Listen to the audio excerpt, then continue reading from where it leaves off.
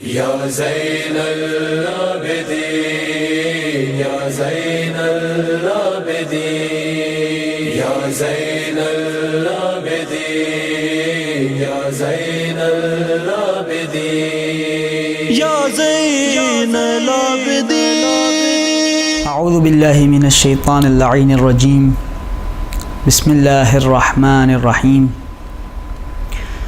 الحمد للہ ذی المن والإحسان وذی العز والسلطان الذي خلق الإنسان وعلمه البيان والصلاة والسلام على نبي الإنس والجان الإمكان وأبي الأكوان رحمة على الخلق من الرحمن وعلى آله الذين هم خلفاء الرب المنان لا سيما بقية الله الذي هو صاحب الزمان واللعنة الدائمة على أعدائهم من الآن إلى آخر الزمان. أما بعد. عزاداران مظلوم کربلا،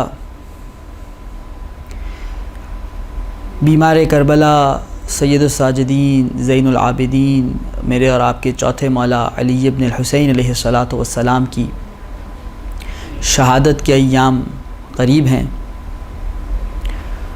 اور اس سلسلے میں یہ ویڈیو ریکارڈ کروائی جا رہی ہے، اور اس گفتگو کا عنوان وہ خطبہ ہے جو میرے اور آپ کے چوتھے امام نے دربار شام میں یزید کے سامنے بیان فرمایا.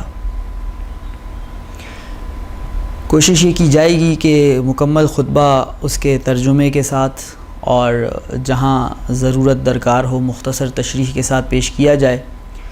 قبل اس کے کہ میں وہ روایت جس میں یہ خطبہ آیا ہے وہ آپ کے سامنے پیش کروں، ایک نقطے کی طرف توجہ دلانا ضروری ہے جس سے مجھے اور آپ کو اس خطبے کی اہمیت کا اور اس کی افادیت کا اندازہ ہو، اور وہ یہ کہ میرے مولا یہ خطبہ شام کے دربار میں ارشاد فرما رہے ہیں جہاں اس وقت یزید کی حکومت ہے.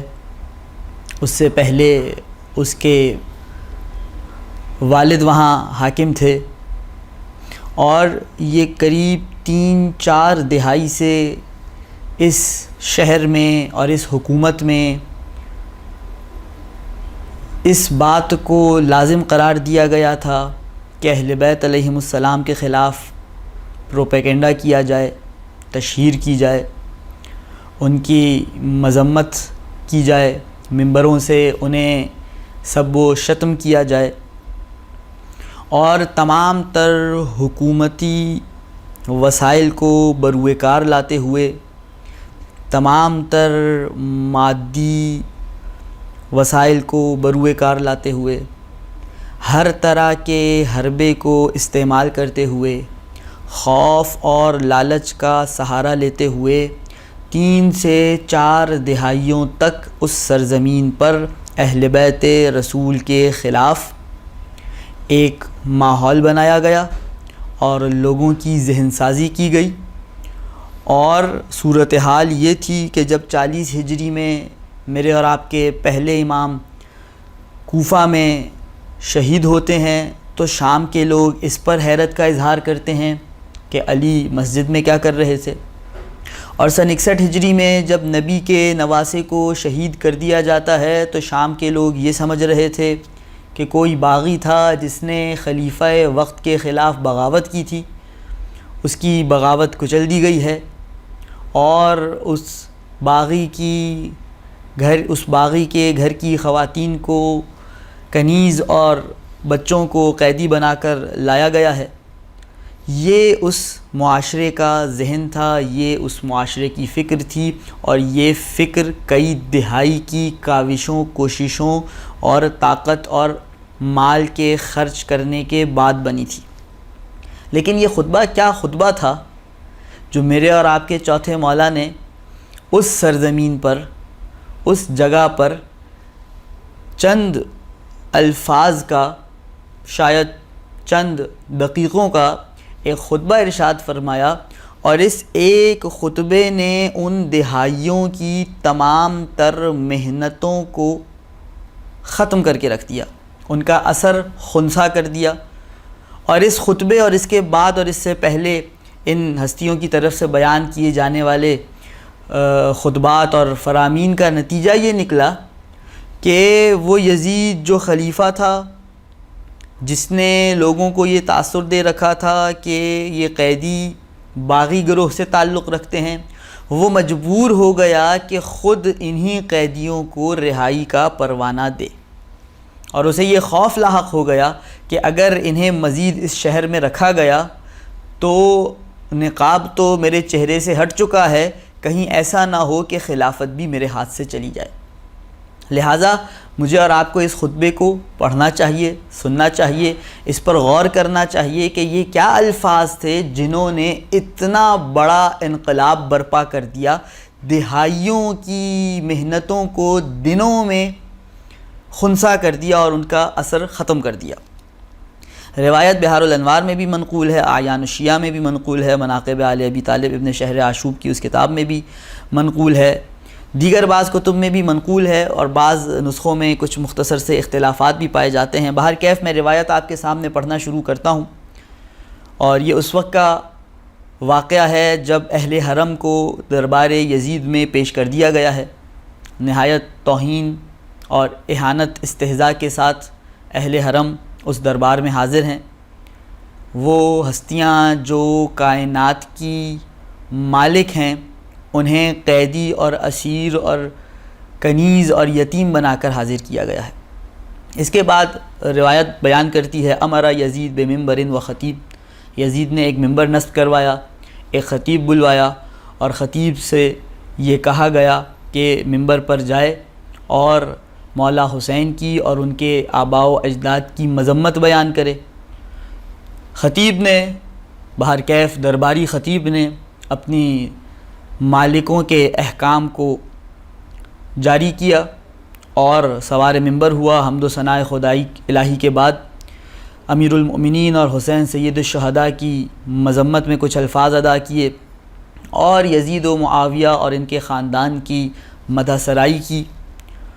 اور جب وہ خطیب اپنا خطبہ مکمل کر چکا، ایک مرتبہ میرے اور آپ کے چوتھے مولا سید الساجدین آواز بلند کرتے ہیں۔ روایت کا جملہ ہے، فصاح بہ علی بن الحسین، دھیمی آواز میں نہیں، بآواز بلند چیخ کر اس خطیب سے کہا کہ وائے ہو تجھ پر اے خطیب، اشتریت مرضات المخلوق بسخط الخالق، تو نے مخلوق کو خوش کرنے کے لیے خدا کی ناراضگی مول لی ہے۔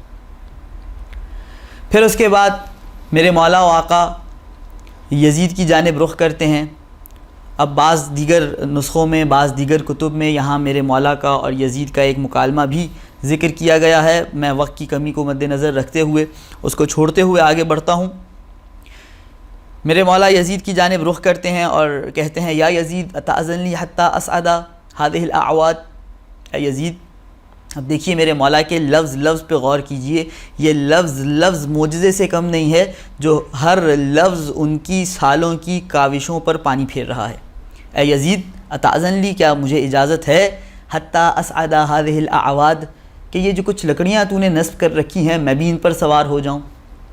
اب دیکھیے مولا ان لکڑیوں کو ممبر کہنا گوارا نہیں کر رہے، گویا یہ اس بات کی طرف ایک اشارہ ہے کہ خوبصورت انداز میں لکڑیوں کو جوڑ کر نشست بنا لینے سے وہ ممبر نہیں بن جاتا، بلکہ ممبر اس وقت کہلائے گا جب اس پر سوار ہو کر تکلم کرنے والا خدائی نمائندہ ہوگا، اور اگر ممبر پر گفتگو کرنے والا خدائی نمائندہ ہو تو چند پالانوں کا ڈھیر لگا دیا جائے تب بھی ممبر کہلاتا ہے، اور اگر گفتگو کرنے والا خدا سے متصل نہ ہو تو نہایت حسین نشست بنا دی جائے، سید سجاد کی نگاہ میں یہ لکڑیوں سے بڑھ کر کچھ نہیں۔ میرے مولا کہتے ہیں، فَأَتَكَلَّمْ بِكَلِمَاتٍ لِلَّهِ فِيهِنَّ رِضَا وَلِهَؤُلَاءِ الْجُلَسَاءِ فِيهِنَّ أَجْرٌ وَثَوَابٌ، میں بھی کچھ ایسے الفاظ کہوں، یہ شخص جو الفاظ کہہ کر گیا ہے اس نے مخلوق کو خوش کرنے کے لیے خدا کو ناراض کیا، اب سجاد کچھ ایسے الفاظ بیان کرتے جس سے خدا بھی راضی ہو جائے اور یہ جو بیٹھے سن رہے ہیں ان کے بھی اجر و ثواب کا، ان کے لیے بھی اجر و ثواب کا باعث بنے۔ روایت کہتی ہے فَأَبَى یزید علیہ ذَلِک، یزید نے انکار کیا۔ اب آپ یہ محسوس کیجئے کہ جب امامت اور خلافت کا سامنا ہوتا ہے ہمیشہ آپ کو خلافت کی پسپائی اور امامت کی سربلندی نظر آتی ہے۔ سید سجاد قیدی ہیں، بیمار ہیں، بظاہر کمزور و ناتواں ہیں، لیکن یہ یزید کی بزدلی ہے، یہ امامت کے سامنے خلافت کی رسوائی ہے کہ یزید اپنے دربار میں، اپنی فوج کے درمیان، اپنے وزراء کے درمیان، اپنے سفراء کے درمیان، اپنے امراء کے درمیان اتنی جرأت نہیں رکھتا کہ اس کمزور و ناتواں سید سجاد کو جو جو قید میں ہے گفتگو کرنے کی اجازت دے۔ مگر دائیں بائیں سے لوگوں نے کہنا شروع کیا فقال الناس یا امیر المؤمنین اذن لہو، اے امیر المؤمنین اجازت دیجئے، گفتگو کرنے دیجئے۔ اب یہ دیکھیے یزید تھا، نادان تھا، بے وقوف تھا، لیکن اتنا بھی بے وقوف نہیں تھا۔ کہتا ہے انہو ان صعد لم ینزل الا بفضیحتی وفضیحت آل ابی سفیان، اگر یہ شخص ممبر پر چڑھ گیا تو میری اور آل ابو سفیان کی رسوائی کے علاوہ کوئی نتیجہ نہیں نکلے گا۔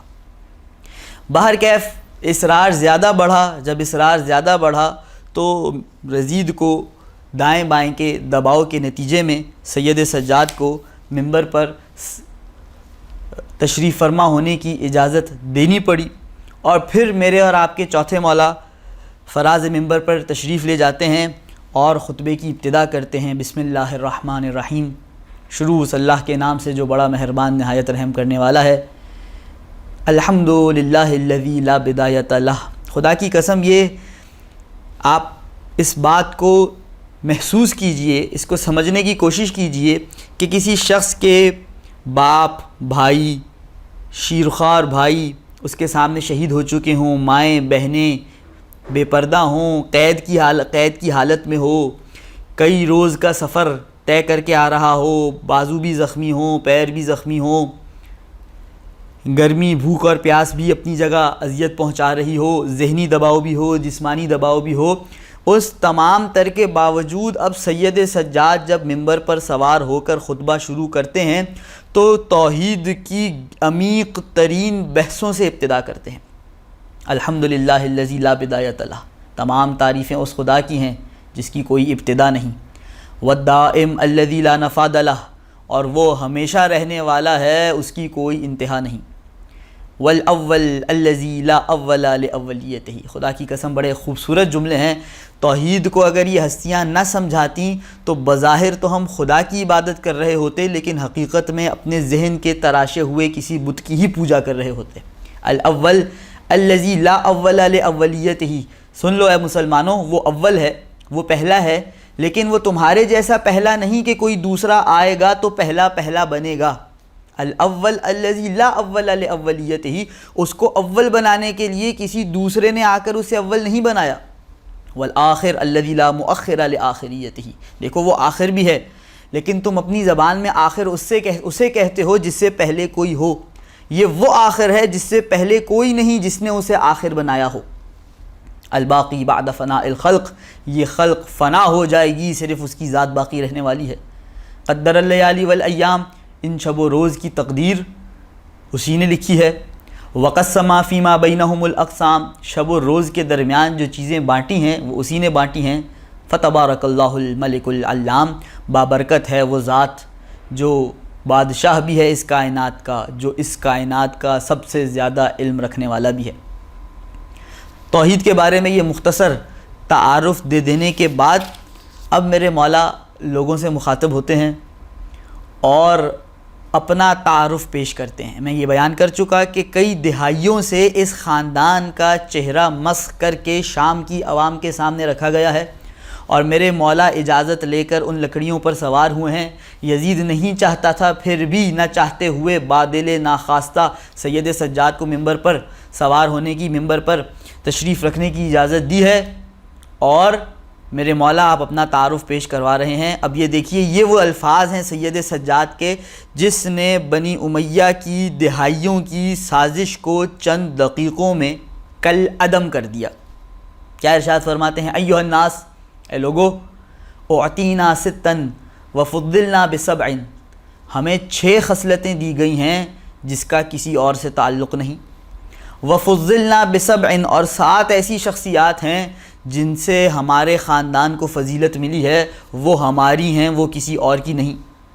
اب مولا تفصیل بیان کرتے ہیں کون سی 6 خصلتیں ہیں۔ اعطینا العلم، علم کا تعلق ہے تو ہمارے گھرانے سے ہے۔ والحلم، حلم کسی گھرانے میں ہے تو وہ میرا گھرانہ ہے۔ والسماحۃ، سخاوت کہیں بھیک مانگتی ہے تو ہمارے در پہ بھیک مانگتی ہے۔ والفصاحۃ، فصاحت اگر کسی گھر کی کنیزی کرتی ہے تو وہ ہمارا گھر ہے۔ والشجاعۃ، شجاعت اگر کسی خاندان میں ہے تو اے یزید وہ میرا خاندان ہے۔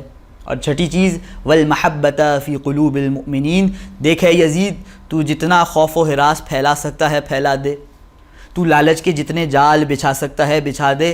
المحبۃ فی قلوب المؤمنین، مومنوں کے دلوں کو تو ہم سے نہ پھیر سکے گا۔ یہ ہمارے خاندان کی خصوصیت ہے کہ ہماری محبت کو خدا نے مومنوں کے دلوں میں انڈیل دیا ہے۔ ان 6 خصلتوں کو بیان کرنے کے بعد میرے مولا و آقا ان 7 شخصیات کی طرف بڑھتے ہیں۔ وفضلنا، ہمیں فضیلت دی گئی ہے کن شخصیات کے ذریعے؟ بأن منا النبی المختار محمد، وہ نبی جس کا زمین و آسمان پر اختیار ہے، جس کے نام کے بغیر نہ تمہارا درود مکمل ہوتا ہے، نہ تمہاری نماز مکمل ہوتی ہے، نہ تمہاری اذان مکمل ہوتی ہے، نہ تمہارا کلمہ مکمل ہوتا ہے، وہ نبی مختار محمد صلی اللہ علیہ وآلہ وسلم ہمارے گھرانے سے ہیں۔ پھر اس کے بعد میرے مولا اپنے کا تذکرہ کرنے جا رہے ہیں، لیکن کیا کہنے میرے اور آپ کے مولا کے، کیا لفظ استعمال کر رہے ہیں کہ میرے مولا نے ایک چوری شدہ لقب بازیافت کروا لیا۔ ومن الصدیق، اے یزید صدیق میرا دادا علی مرتضیٰ بھی ہمارے خاندان سے ہے۔ تیسری شخصیت ومن الطیار، ابو طالب کا لال جعفر طیار، جنگ موطا میں جس کے دونوں ہاتھ شہید ہو گئے، جو جبرائیل اور میکائیل کے ساتھ جنت میں پرواز کرتا ہے، وہ ہمارے خاندان سے ہے۔ چوتھی شخصیت ومنا اسد اللہ و اسد الرسول، خدا اور رسول کا شیر حمزہ ہمارے گھرانے سے ہے۔ اب یہ دیکھیے کہ میرے مولا کس طرح اپنے سننے والے کو، اس یزید لعین کو ضرب لگا رہے ہیں کہ دیکھ اے یزید، وہ حمزہ جو بدر و احد میں نبی کا علمبردار تھا وہ ہمارا ہے، تو یاد کر اس حمزہ کے سینے کو چیر کر اس کا جگر چبانے والی عورت وہ تیری دادی تھی۔ اور پھر 5ویں شخصیت ومنا سیدۃ نساء العالمین فاطمۃ البتول، فاطمہ زہرا جگر گوشہ رسول بنت رسول بھی ہمارے خاندان سے تعلق رکھتی ہیں، وہ میری ماں ہے، اور تیری یہ اوقات نہیں کہ تو بھری محفل میں اپنی ماں کا تذکرہ کر سکے۔ اور چھٹی اور 7ویں شخصیت ومنا سبط هذه الامہ وسیدہ شباب اہل الجنہ، اے یزید اس امت میں اگر نبی کے 2 بیٹے ہیں جو دونوں کے دونوں جنت کے جوانوں کے سردار ہیں تو وہ بھی میرے خاندان سے ہیں، تیرے خاندان سے نہیں۔ یہاں پر میرے مولا و آقا اپنا ایک اجمالی تعارف مکمل کرتے ہیں، اور اس کے بعد سے میرے مولا کچھ مزید تفصیل شروع کرتے ہیں۔ شاید یہ اجمالی تعارف بہت سے لوگوں کے لیے ناکافی ہو، تو ان لوگوں کو جو طیار کو جانتے ہیں، جو حمزہ کو جانتے ہیں، جو فاطمہ کو جانتے ہیں، جو علی کو جانتے ہیں، جو نبی کو جانتے ہیں، جو حسن کو جانتے ہیں، جو حسین کو جانتے ہیں، ان کے لیے تو اتنا تعارف کافی ہے کہ میں انہی کے گھرانے سے ہوں، میں انہی کا وارث ہوں۔ لیکن جو بدبخت نبی کو بھی نہ جانتا ہو، علی کو بھی نہ جانتا ہو، فاطمہ کو بھی نہ جانتا ہو، اس کے لیے یہ تعارف ابھی کافی نہیں۔ لہٰذا یہاں مولا گویا اپنے خطبے کو ایک وقفہ دے کر اس اجمالی تعارف سے فارغ ہو کر ایک تفصیلی تعارف کی طرف قدم بڑھاتے ہیں۔ کیا ہے وہ تفصیلی تعارف؟ اب وہ تفصیلی تعارف شروع ہوتا ہے، اور مولا خود اس نقطے کی طرف اشارہ کرتے ہیں کہ یہ پیچھے اجمالی تعارف تھا جس کے لیے کافی ہو گیا سو ہو گیا، جو اب بھی نہیں سمجھ سکا وہ اب معرفت حاصل کر لے کہ ہمارا خاندان کون سا خاندان ہے۔ میرے مولا ارشاد فرماتے ہیں فمن عرفنی فقد عرفنی، اب تک جس نے مجھے پہچان لیا سو اس نے مجھے پہچان لیا۔ ومن لم یعرفنی، لیکن جو اب تک نہ پہچان سکا، جو اب تک نہ سمجھ سکا کہ یہ گفتگو کرنے والی ذات کون ہے، انبأتہ بحسبی و نسبی، تو میں اب اپنے حسب کو بھی بیان کرتا ہوں، اپنے نسب کی بھی تفصیل بیان کرتا ہوں۔ اور یہ حسب اور نسب دو مختلف لفظ ہیں۔ حسب کہا جاتا ہے خاندان کے قابل فخر واقعات کو، اور نسب کہا جاتا ہے ماں اور باپ کے طاہر رشتے کو۔ میں اپنا حسب بھی بیان کرتا ہوں، اپنا نسب بھی بیان کرتا ہوں۔ گویا مولا اشارہ دے رہے ہیں کہ اے یزید، حسب بھی ہمارے پاس ہے، تیرے خاندان کا کوئی حسب بھی نہیں ہے، صاحب نسب بھی ہم ہی ہیں، تمہارے ہاں نسب بھی مشکوک ہوا کرتے ہیں۔ اب میرے مولا تفصیلی گفتگو شروع کر رہے ہیں۔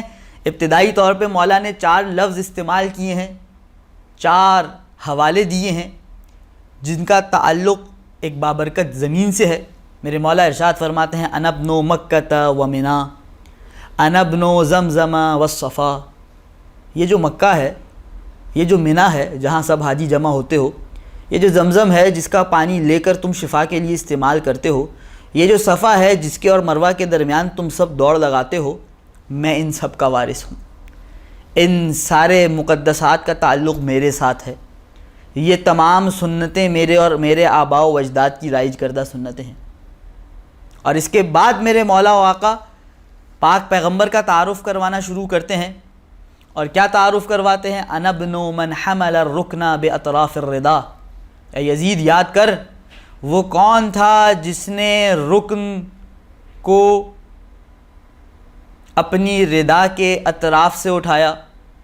واقعہ آپ کے اذہان میں ہوگا کہ بعثت نبوی سے پہلے کا ماجرا ہے کہ خانہ کعبہ کی تعمیر درکار تھی، اور حجر الاسود جو ہے وہ اپنے مقام سے، رکن میں اپنے مقام سے گر چکا تھا۔ تو ارادہ یہ کیا گیا کہ اس کو اس کی جگہ پر نصب کیا جائے۔ تمام بزرگان قریش جو مکہ کے رہنے والے تھے، جو بزرگ تھے، ان کی خواہش یہ تھی کہ یہ فضیلت ہمارے ہاتھ آئے، یہ شرف ہمارے ہاتھ آئے، اور قریب یہ تھا کہ جنگ و قتال شروع ہو جائے گا۔ اتنے میں یہ طے کیا گیا کہ جو سب سے پہلے حرم میں داخل ہوگا وہ جو فیصلہ کرے گا وہ فیصلہ مان لیا جائے گا۔ اور اتنے میں دیکھنے والوں نے کہ ختمی مرتبت محمد مصطفیٰ صلی اللہ علیہ وآلہ وسلم داخل ہوتے ہیں۔ سب ان کے پاس جمع ہوئے اور دیکھیے کہا جا الامین، اب امانت دار آ گیا ہے۔ ان کے سامنے اپنا مقدمہ رکھا۔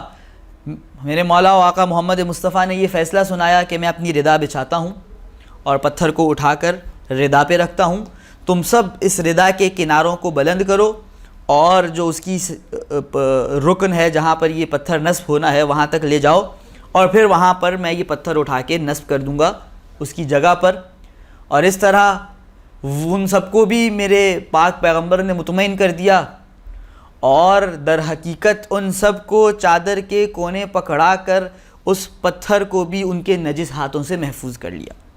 تو میرے مولا یاد دلوا رہے ہیں کہ اے یزید، اس وقت سے ہمارے خاندان میں شرف اور فضیلت ہے جب ابھی میرے جد محمد مصطفیٰ نے اعلان رسالت بھی نہ کیا تھا۔ اس وقت بھی جب حجر الاسود کو اس کے مقام پر رکھنا تھا تو میرے جد نے ہی یہ کام کیا تھا۔ مولا فرماتے ہیں انا ابن خیر من اعتذر وارتضی، اس دنیا میں جس بھی کسی نے چادر اوڑھی ہے، قمیض پہنی ہے، ان سب میں سے بہترین شخصیت کا بیٹا ہوں میں۔ انا ابن خیر من انتعل واحتفى، جو بھی نعلین پہن کر یا نعلین اتار کر اس زمین پر چلا ہے، ہر چلنے والے سے بہتر ہے میرا جد۔ انا ابن خیر من طاف وسعى، جو بھی کعبے کا طواف کر رہا ہے، جو بھی صفا و مروہ کے درمیان سعی کر رہا ہے، ان سب انسانوں میں سے سب سے بہتر انسان ہے میرا جد۔ انا ابن خیر من حج ولبى، جو بھی حج کر رہا ہے، جو بھی لبیک اللہم لبیک کی صدائیں بلند کر رہا ہے، اے یزید سن لے، سمجھ لے، ان تمام انسانوں میں سب سے زیادہ فضیلت رکھنے والی ہستی تیرا نہیں میرا جد ہے۔ انا ابن من حمل علی البراق فی الہوا، میں اس کا بیٹا ہوں جسے براق اپنی پشت پر بٹھا کر ہواؤں کی سیر کرانے لے گیا تھا۔ انا ابن من اسری بہ من المسجد الحرام الی المسجد الاقصی، اے یزید میں اس کا بیٹا ہوں جسے مسجد حرام سے مسجد اقصی تک کی سیر کروائی تھی۔ سیر کروانے والا کون تھا؟ مولا فرماتے ہیں فسبحان من اسرا، پاک ہے وہ ذات جو میرے جد کی کو سیر کروا رہا تھا۔ انا ابن من بلغ بہ جبرائیل الی سدرۃ المنتہی، میں اس کا بیٹا ہوں جسے جبریل امین سدرۃ المنتہی کی منزل تک لے گئے۔ اور انا ابن من دنا فتدلی فکان من ربہ قاب قوسین او ادنی، میں اس ذات کا فرزند ہوں جو خدا کے قریب ہوا اور اتنا قریب ہوا کہ 2 کمان یا اس سے کم کا فاصلہ رہ گیا۔ انا ابن من صلی بملائکۃ السماء، میں وہ ہوں جس نے آسمان پہ رہنے والے فرشتوں کو نماز پڑھائی۔ انا ابن من اوحا الیہ الجلیل ما اوحا، میں اس کا بیٹا ہوں جس پر جب رب نے اس رات وحی کی تو اس انسانیت کی اتنی اوقات نہ سمجھی کہ وہ وحی بھی نقل کرے، بس یہ کہہ کے چھوڑ دیا اوحا الی عبدہ ما اوحا، جو اس نے اپنے بندے سے گفتگو کرنی تھی وہ کر لی۔ پھر اس کے بعد میرے مولا و آقا ان تمام فضیلتوں کا اور ان تمام خصوصیات کا تذکرہ کرنے کے بعد تصریح کر دیتے ہیں، صراحت کر دیتے ہیں کہ دیکھ میں کسی اور کی بات نہیں کر رہا، انا ابن محمد المصطفیٰ، محمد مصطفیٰ کا فرزند میں ہوں۔ اس کے بعد جب ختمی مرتبت کا تعارف مکمل کروا دیا تو میرے مولا و آقا اپنے دادا علی مرتضیٰ کا تعارف کروانا شروع کرتے ہیں، اور ایک طویل تعارف ہے، قریب 90 کے قریب میرے مولا نے، میرے چوتھے مولا نے میرے پہلے مولا کی صفات اور فضائل اور خصوصیات بیان کی ہیں۔ یعنی وہ شام جہاں پر علی کو سب و شتم کیا جاتا تھا، ممبروں سے برا بھلا کہا جاتا تھا، آج اس علی کا بیٹا علی، اس علی کا تعارف اسی شام کے دربار میں ان شامیوں کے سامنے پیش کر رہا ہے۔ اور کیا فرماتے ہیں؟ انا ابن علی المرتضیٰ، میں علی مرتضیٰ کا بیٹا ہوں۔ کون ہے علی مرتضیٰ؟ سن، انا ابن من ضرب خراطیم الخلق حتی قالوا لا الہ الا اللہ، میں اس کا بیٹا ہوں جو اس وقت تک کافروں کی ناک رگڑتا رہتا تھا جب تک وہ لا الہ الا اللہ کہہ کر دائرہ اسلام میں نہیں آ جاتے تھے۔ انا ابن من ضرب بین یدی رسول اللہ بسیفین، میں وہ ہوں کہ جنگ احد میں جس نے 2 تلواروں کے ساتھ رسول خدا کے سامنے جنگ لڑی ہے، وطعنا برمحین، جس نے 2 نیزے اٹھا رکھے تھے، جب سب بھاگنے والے بھاگ چکے تھے وہ اکیلا کھڑا رسول خدا کی حفاظت کر رہا تھا۔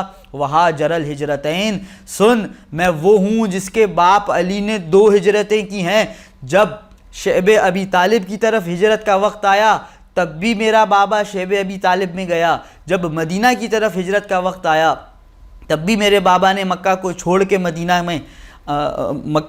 کے مدینہ کی جانب ہجرت کی۔ وبایع البیعتین، دیکھ میرا بابا وہ ہے جس نے 2 مرتبہ بیعت کی ہے، ذوالعشیرہ میں بھی میرے ہی بابا نے بیعت کی تھی، بیعت رضوان کے وقت بھی میرا بابا بیعت کے لیے حاضر تھا اور سب سے پہلے بیعت کرنے والا تھا۔ وصلی القبلتین، دیکھ میرا بابا وہ ہے کہ جس نے دونوں قبلوں کی طرف نماز پڑھی ہے، جب پاک پیغمبر ظہر کی نماز ادا کر رہے تھے خدا کی طرف سے آیت نازل ہوئی، قد نرا تقلب وجہک فی السماء، ہم دیکھ رہے ہیں کہ آپ بار بار آسمان کی جانب دیکھ رہے ہیں۔ یہ یہود آپ کو بیت المقدس کی طرف رخ کر کے نماز پڑھنے پر طعنے دیتے ہیں، تو آپ غم مت کیجئے، فَلَنُوَلِّيَنَّكَ قِبْلَةً تَرْضَاهَا، ہم آپ کو وہ قبلہ دیں گے جس سے آپ راضی ہوں گے۔ 2 رکعتیں پاک پیغمبر نے ظہر کی بیت المقدس کی جانب پڑھی ہیں، جبریل امین آئے ہیں، اگلی 2 رکعتوں کے لیے خانہ کعبہ کی طرف موڑ دیا ہے۔ اے یزید، میرا بابا علی وہ تھا جو نبی کے ساتھ خانہ کعبہ کی طرف مڑ گیا تھا۔ وقاتل ببدر وحنین، اللہ اکبر، یہ وہ 2 جنگیں یاد دلا رہے ہیں جن دونوں کا نام لے کر خدا نے قرآن میں تذکرہ کیا ہے۔ دیکھ میرا بابا جنگ بدر میں بھی تھا جس کے بارے میں آیت آئی لقد نصرکم اللہ ببدر وانتم اذلہ، میرا بابا جنگ حنین میں بھی تھا جس کا نام لے کے خدا نے یاد کرایا ویوم حنین۔ اور اس کے بعد میرے چوتھے مولا میرے پہلے مولا کے فضائل کے تذکرے کو بڑھاتے ہوئے فرماتے ہیں وَلَمْ يَكْفُرْ بِاللَّهِ طَرْفَةَ عَيْن، دیکھ ہے یزید تم وہ خاندان ہو جو فتح مکہ کے بعد اسلام لے کر آئے، میرا بابا وہ ہے جس نے ایک لمحے کے لیے بھی کفر اختیار نہ کیا۔ انا ابن صالح المؤمنین، دیکھ قرآن میں جسے صالح المؤمنین کہا ہے نا، وہ تیرا نہیں میرا ہی بابا ہے۔ ووارث النبیین، دیکھ انبیاء کی میراث میرے باپ کے پاس ہے۔ وقامع الملحدین، یہ جو ملحد بے دین تھے ان کا قلع کما کرتے ہوئے میرے باپ کی ہی تلوار چلتی تھی۔ ویعصوب المسلمین، مسلمانوں کی سرداری میرے باپ کے ہاتھ میں تھی۔ ونور المجاہدین، مجاہدوں کی نورانی شخصیت میرا بابا تھا۔ وزین العابدین، اللہ اکبر، یہ لفظ جب چوتھے مولا پہلے مولا کے لیے بیان کریں تو اس کی خوبصورتی محسوس کیجئے گا۔ وہ مولا جنہیں شیطان آ کر زین العابدین کہتا ہے، وہ مولا جن کی عبادت کے بارے میں شیطان تک اقرار کرتا ہے، میں واقعہ بیان نہیں کرنا چاہتا، دامن وقت میں گنجائش نہیں ہے، لیکن وہ مولا اپنے جد علی مرتضیٰ کو یاد کر کے کہہ رہا ہے کہ دیکھ میں زین العابدین کا بیٹا ہوں، مجھے جسے دنیا زین العابدین کہتی ہے میں اپنے جد علی مرتضیٰ کو عبادت کرنے والوں کی زینت سمجھتا ہوں۔ وتاج البکائین، گریہ کرنے والوں کا تاج میرا بابا تھا، جب خدا کی بارگاہ میں حاضر ہوتا تھا تو کانپنے لگتا تھا۔ وَأَصْبَرِ الصَّابِرِينَ، اگر کسی نے صبر کیا ہے تو میرے بابا نے صبر کیا ہے۔ وَأَفْضَلِ الْقَائِمِينَ مِنْ آلِ یاسین، آل رسول میں قیام کرنے والوں میں سب سے زیادہ فضیلت رکھنے والی ذات میرے بابا علی مرتضیٰ کی ہے۔ وَرَسُولِ رَبِّ الْعَالَمِينَ، دیکھ میرا باپ کوئی معمولی شخصیت نہیں ہے، میرے بابا علی مرتضیٰ رب العالمین کی طرف سے انسان کے لیے بھیجا گیا تحفہ ہے۔ پھر اس کے بعد میرے مولا اس قصیدے کو مزید آگے بڑھاتے ہیں۔ انا ابن المؤید بجبرائیل المنصور بمیکائیل، دیکھ میں اس کا بیٹا ہوں جو جب جنگوں میں جاتا تھا تو پروٹوکول کے لیے دائیں بائیں جبرائیل و میکائیل مدد کے لیے حاضر ہو جاتے تھے۔ انا ابن المحامی عن حرم المسلمین، مسلمانوں کی حرمت کا اگر کسی نے دفاع کر رکھا ہے تو تاریخ میں وہ میرا بابا علی مرتضیٰ ہے۔ وقاتل الناکثین والقاسطین والمارقین، جنہوں نے بیعت توڑ کے جنگ جمل برپا کی، جنہوں نے ظلم کرتے ہوئے جنگ صفین کا میدان لگایا، جنہوں نے اپنی بیعت جنہوں نے دین سے خارج ہو کر جنگ نہروان کا کارزار لگایا، میرا بابا ان سب سے لڑنے والا ہے۔ والمجاہد اعداءہ الناصبین، میرے بابا اپنے ناصبی دشمنوں سے جہاد کرنے والے ہیں۔ وافخر من مشى من قریش اجمعین، قریش میں سے جس بھی ذات نے زمین پر قدم رکھا ہے، جو سب سے زیادہ قابل فخر ذات ہے وہ میرے جد علی ابن ابی طالب کی ذات ہے۔ وَأَوَّلُ مَنْ أَجَابَ وَاسْتَجَابَ لِلَّهِ مِنَ الْمُؤْمِنِينَ، مومنوں میں سے جس نے سب سے پہلے خدا کے لیے خدا کی دعوت پر لبیک کہا ہے وہ میرا بابا ہے۔ وَأَقْدَمِ السَّابِقِينَ، دیکھ جو پہلے اسلام لے کر آئے انہیں تم سابقین کہتے ہو، ان میں سب سے پہلے اسلام لانے والے میرے بابا کی ذات ہے۔ وَقَاسِمِ الْمُعْتَدِينَ، جو ظلم کرتے تھے ان کی کمر توڑنے والے۔ وَمُبِيرِ الْمُشْرِكِينَ، مشرکوں کو ہلاک کرنے والے۔ سَهْمٍ مِّن مَرَامِ اللَّهِ عَلَى الْمُنَافِقِينَ، دیکھ اگر خدا منافقین کی جانب اپنی کمان نصب کرے تو جو تیر نکل کر منافقوں کے دل میں لگے گا وہ میرا بابا علی مرتضیٰ ہے۔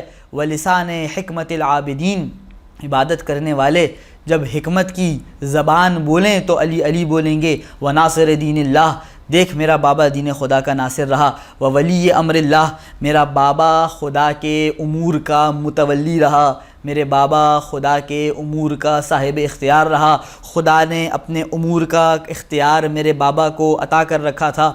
وبستان حکمت اللہ، خدا کی حکمت کا کوئی باغ ہے تو وہ علی مرتضیٰ کی ذات ہے۔ وعیبت علم اللہ، خدا کے علم کا خزانہ۔ سمح سخی، سخاوت اور جود میرے باپ سے بھیک مانگا کرتی تھی۔ بہلول ذکی، میرا باپ وہ تھا جس کا اخلاق نہایت حسن تھا، جو نہایت پاک و پاک دامن تھا۔ اب تحیّن، جو بطحا سے مکہ سے تعلق رکھتا تھا۔ جو خدا کی رضا میں راضی ہوتا تھا۔ مرضی، جس سے خدا بھی راضی تھا۔ مقدام، دشمن پر بڑھ بڑھ کے حملے کرتا تھا۔ حمام، بادشاہت میرے بابا کی تھی۔ صابر صوام، صبر کرنا روزے رکھنا میرے بابا کا طریقہ تھا۔ مہذب قوام، تہذیب میرے بابا کی گھر کی کنیز تھی۔ قوام، ہر چیز کا قوام میرے بابا سے تھا۔ شجاع قمقام، بہادری سرداری۔ قاطع الاسلاب، مشرکوں کے اسلاب کو نسلوں کو ختم کرنے والا۔ مفرق الاحزاب، مختلف گروہوں میں جب حملہ کرتا تھا تو انہیں پچھاڑنے والا اور متفرق کرنے والا۔ اربتہم جنانا، سب سے زیادہ مضبوط دل رکھنے والا۔ اطلقہم عنانا، سب سے زیادہ لاپرواہی کے ساتھ دشمن پر حملہ کرنے والا، اپنی جان کی پرواہ کیے بغیر حملہ کرنے والا۔ اجراہم لسانا، سب سے زیادہ جرأت کے ساتھ اپنی زبان کی ذوالفقار چلانے والا۔ امزاہم عزیمتاً، سب سے زیادہ ثابت قدم رہنے والا۔ اشدہم شکیمتاً، سب سے زیادہ قوی عقیدہ رکھنے والا۔ اسد، شیر۔ وغیث ہاطل، خدا کی طرف سے باران رحمت۔ یطحنہم فی الحروب، جب جنگ ہوتی تھی تو دشمنوں کو پیس کر رکھ دیتا تھا۔ کب؟ اذا ازدلفت الاسنہ، جب نیزے ایک دوسرے سے چٹکتے تھے۔ وقربت الاعنہ، جب جانوروں کی لگامیں ایک دوسرے میں گھرتی تھیں۔ تحن الرحا، چکی کی طرح دشمنوں کو پیسنے والا۔ وَيَزْرُوهُمْ زَرْوَ الرِّيحِ الْحَشِيمِ، سوکھے پتوں کی طرح انہیں ہوا میں بکھیر دینے والا۔ لیس الحجاز، حجاز کا شیر۔ صاحب الاعجاز، معجزات کا مالک۔ کبش العراق، عراق کا سردار۔ الامام بالنص والاستحقاق، دیکھ ہے یزید میرا بابا وہ تھا جس کی امامت پر نص بھی موجود ہے، قرآن کی آیتیں بھی ہیں، رسول کی احادیث بھی ہیں۔ والاستحقاق، اور میرے بابا کی ذات کا حق بھی یہی بنتا ہے کہ اسے امام بنایا جائے۔ مکی مدنی، جو مکہ سے بھی تعلق رکھتا تھا، مدینہ سے بھی تعلق رکھتا تھا۔ ابتحی، بطحا سے بھی تعلق رکھتا تھا۔ تہامی، تہامہ سے بھی تعلق رکھتا تھا۔ خیفی، خیف سے بھی تعلق رکھتا تھا۔ عقبی، عقبہ سے بھی تعلق رکھتا تھا۔ بدری، احدی، جو بدر میں بھی تھا، احد میں بھی تھا۔ شجری، بیعت شجرہ میں بھی تھا۔ مہاجری، ہجرت کے وقت بھی تھا۔ من العرب سیدھا، اگر عرب سے پوچھو تو عرب کا سردار تھا۔ ومن الوغا لیسھا، اگر میدان کارزار سے پوچھو تو جنگ کا شیر تھا۔ وارث المشعرین، جو دونوں مشعر، منی اور مزدلفہ کا وارث ہے۔ ابو السبطین الحسن والحسین، جو نبی کے دو بیٹے حسن اور حسین کا باپ ہے۔ مظہر العجائب، جس کے ہاتھ سے عجیب و غریب واقعات ظاہر ہوتے ہیں۔ مفرق الکتائب، جو جب جنگی دستوں پر حملہ آور ہوتا تھا تو انہیں بکھیر کے رکھ دیتا تھا۔ الشہاب الثاقب، اندھیروں میں چمکنے والا ستارہ۔ والنور العاقب، نبی کے نور کے بعد دوسرا آنے والا نور۔ اسد اللہ الغالب، خدا کا شیر جو ہر جگہ غالب تھا۔ مطلوب کل طالب، جس کی جو طلب تھی یہ اس کا مطلوب تھا۔ غالب و کل غالب، جو کہیں پر بھی غالب تھا علی اس پر بھی غالب تھا۔ ذاک جدی علی ابن ابی طالب، اے یزید لعین، جس ہستی کے میں اتنی دیر سے قصیدے بیان کر رہا ہوں، جس کی صفات عالیہ تیرے سامنے بیان کر رہا ہوں۔ ذاک جدی علی ابن ابی طالب، دیکھ وہ کوئی اور نہیں، میرا جد علی ابن ابی طالب تھا۔ میرے مولا نے قریب 90 صفات امیر المومنین کی بیان فرمائی ہیں۔ اس میں تاریخ اسلام سے بھی پہلے سے شروع کیا ہے، تاریخ اسلام کے گوشے گوشے کی طرف اشارہ کیا ہے، اور موجود حاضرین کو یہ بات باور کروا دی ہے کہ اگر تاریخ اسلام کے کسی بھی ورق کو اٹھا کر دیکھ لو گے علی علی نظر آئے گا۔ جس علی کے بارے میں 30-40 سال سے تمہارے درمیان مغلظات بکی جا رہی ہیں، اس علی کو پہچانو کہ وہ علی چاہے ممبر ہو، چاہے مسجد ہو، چاہے میدان ہو، چاہے جنگ ہو، چاہے صلح ہو، چاہے دن ہو، چاہے رات ہو، چاہے کوئی بھی مرحلہ ہو، وہ علی ہی تھا جس کی وجہ سے اسلام سرخرو رہا ہے۔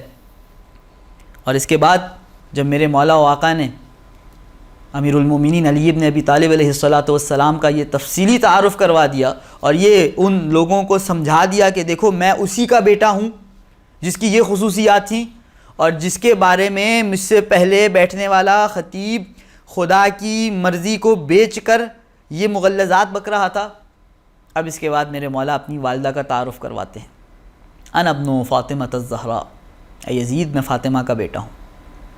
اور میں پھر یہ بات دہرا دوں کہ انسان مجمع میں اسی وقت اپنی مادر گرامی کا تذکرہ کر سکتا ہے جب مادر صاحب کردار ہو. اے یزید، کیا تو بھرے مجمع میں اپنی ماں کا تذکرہ کر سکتا ہے؟ میں وہ ہوں جو فاطمہ زہرا کا بیٹا ہوں. کون ہے فاطمہ زہرا؟ مولا نے چند جملے جناب سیدہ کے بارے میں ارشاد فرمائے ہیں. انا ابن سیدۃ النساء، میری ماں تمام خواتین کی سردار ہے. انا ابن الطہر البتول، میری ماں پاکیزہ پاک دامن بتول ہے. انا ابن بضعۃ الرسول، دیکھ میری ماں کوئی عام خاتون نہیں، میری ماں رسالت کا ٹکڑا ہے. پھر اس کے بعد میرے مولا و آقا سید الشہداء کا سر اسی محفل میں موجود ہے، اور اب سید الساجدین اس صاحب رأس کا تعارف کروا رہے ہیں کہ جسے یزید باغی کہہ رہا ہے، جس سر کی یزید بے حرمتی اور اہانت کر رہا ہے. میرے مولا ارشاد فرماتے ہیں، اور میں کچھ اس طرح سے کہوں گا کہ یہ خطبہ گویا مجلس عزا میں تبدیل ہو گیا. کسے کہا جاتا ہے مجلس عزا؟ فضائل علی ہوں، مصائب حسین ہو، اس پر گریہ ہو، اسی کو ہمارے عرف میں تہذیب عزا میں مجلس عزا کہا جاتا ہے. تو میرے مولا گویا خطبہ نہیں ایک مجلس پڑھ رہے ہیں، اور مولا نے اپنی مجلس میں مسلسل نبی و علی و فاطمہ کے فضائل پڑھ لینے کے بعد اب آخر میں حسین کے مصائب کا تذکرہ شروع کر دیا. میرے مولا فرماتے ہیں انا ابن الحسین القتیل بکربلا، میں حسین کا بیٹا ہوں جسے کربلا میں قتل کر دیا گیا. کس طرح قتل کیا؟ انا ابن المرمل بالدماء، میں اس کا بیٹا ہوں جسے قتل ایسے کیا کہ وہ اپنے خون میں لت پت ہو گیا.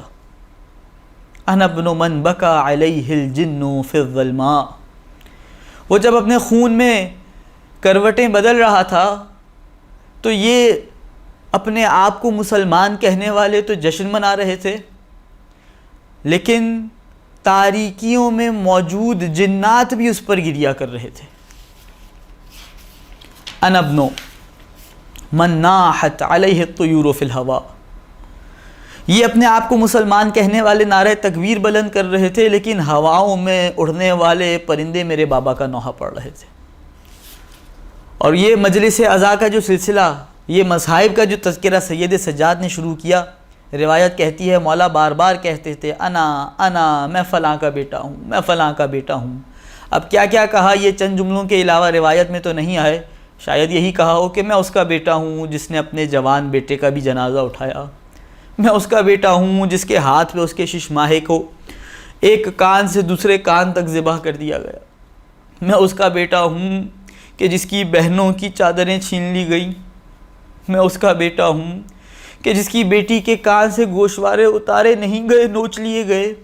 میرے مولا انا میں فلاں کا بیٹا، میں فلاں کا بیٹا کہتے رہے، حتی زج الناس بالبکاء والنہیب، یہاں تک کہ لوگ دھاڑیں مار مار کے گریہ کرنے لگے.